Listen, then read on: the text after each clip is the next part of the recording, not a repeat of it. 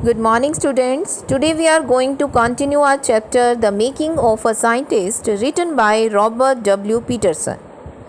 As we are reading how Richard Ebright became a famous scientist.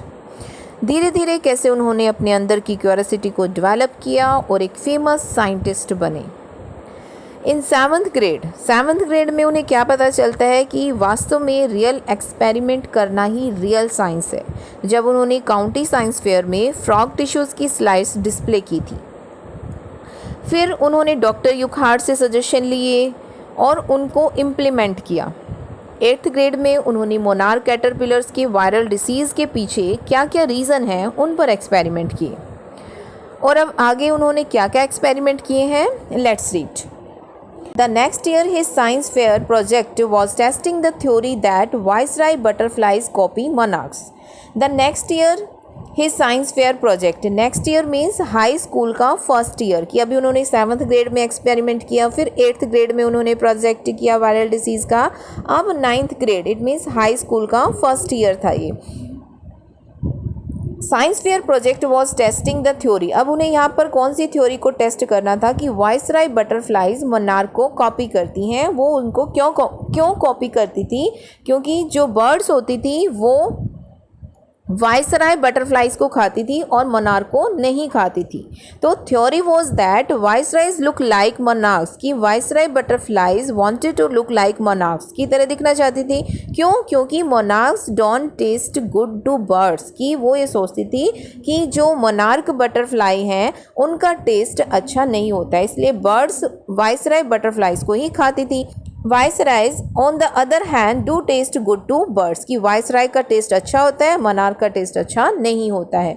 So the more they look like monarchs the less likely they are to become a birds dinner, कि अगर वो ज़्यादा से ज़्यादा monarch की तरह दिखेंगी तो वो बर्ड्स का डिनर नहीं बन सकेंगी या उनकी संभावना बहुत ज़्यादा कम होगी। So they wanted to look like monarch. Ebright's project was to see whether in fact birds would eat monarchs. Ebright का प्रोजेक्ट क्या था यहाँ पर? Ebright को अपने प्रोजेक्ट में क्या दिखाना था? It means he wanted to show in this project कि मोनार्क बटरफ्लाई को बर्ड खाती हैं या नहीं खाती हैं। Bird would eat monarchs. तो उन्होंने क्या फाइंड आउट किया? He found out a starling would not eat ordinary bird food. It means starling जो बर्ड थी, you can see in this image starling bird, वो ऑर्डिनरी बर्ड फूड नहीं खाती। It means जो साधारण बर्ड जो food खाती हैं वो खाना वो नहीं खाती थी। वो क्या खाती थी? It would eat all the monarchs it could get, कि उन्हें जितनी भी मोनार्क्स मिलती थी वो खाती थी। It means starling bird did not like ordinary food but ate monarch greedily. Ebright said later research by other people showed that viceroys probably do copy the monarch. Ebright ने बाद में क्या कहा कि लेकिन जो बाद में दूसरे लोगों ने रिसर्च की थी उसमें ये शो किया गया कि वाइसराय मोनार्क को कॉपी करती हैं। This project was placed first in the zoology division and third overall in the county science fair. और इसी प्रोजेक्ट ने फर्स्ट रैंक लिया इन zoology division में और थर्ड रैंक मिला उसे ओवरऑल काउंटी साइंस फेयर में। In his second year in high school, Richard Ebright began the research that led to his discovery of an unknown insect hormone. Indirectly, it also led to his new theory on the life of cells. अब high school में उनके second year में Richard Ebright ने एक research की insect hormones पर। अब वो इंसेक्ट हार्मोन से जो है उनकी रिसर्च उन्हें एक नई थ्योरी की तरफ ले गई। वो नई थ्योरी क्या थी? On the life of cells. It means how cells work, कि सेल्स कैसे काम करते हैं। The question he try to answer was simple, what is the purpose of the 12 tiny gold spots on a monarch pupa. जैसा कि Ebright ने पहले ही बता दिया है कि लाइफ साइकिल ऑफ बटरफ्लाई के लाइफ साइकिल के बारे में बताया था कि एग्स होते हैं, एग से कैटरपिलर बनता है, कैटरपिलर से फिर प्यूपा बनता है और फिर प्यूपा से एडल्ट बटरफ्लाई बनती है।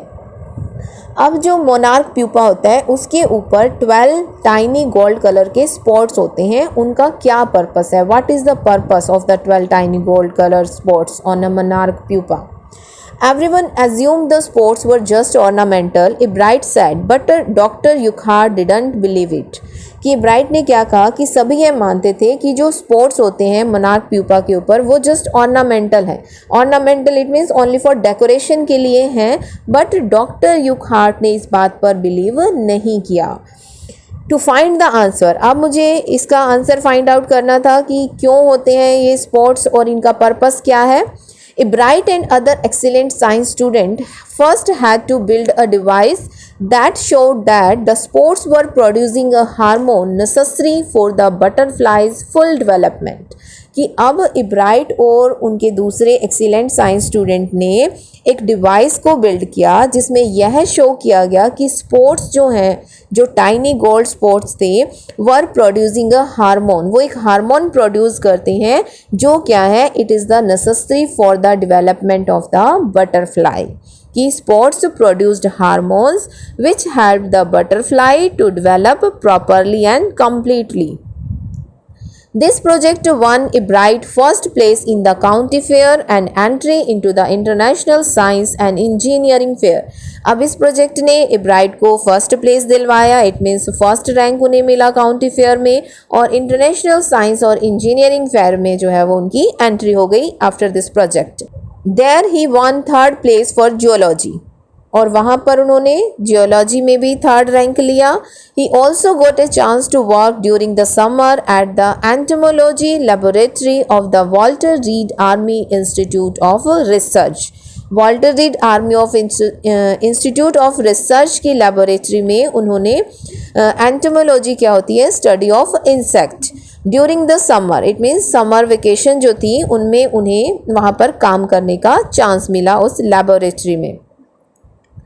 As a high school junior, Richard Ebright continued his advanced experiments on the monarch pupa. आगे भी हाई स्कूल में भी उन्होंने, रिचर्ड इब्राइट ने अपनी इस एक्सपेरिमेंट को कंटिन्यू रखा जो मोनार्क प्यूपा पर वो कर रहे थे.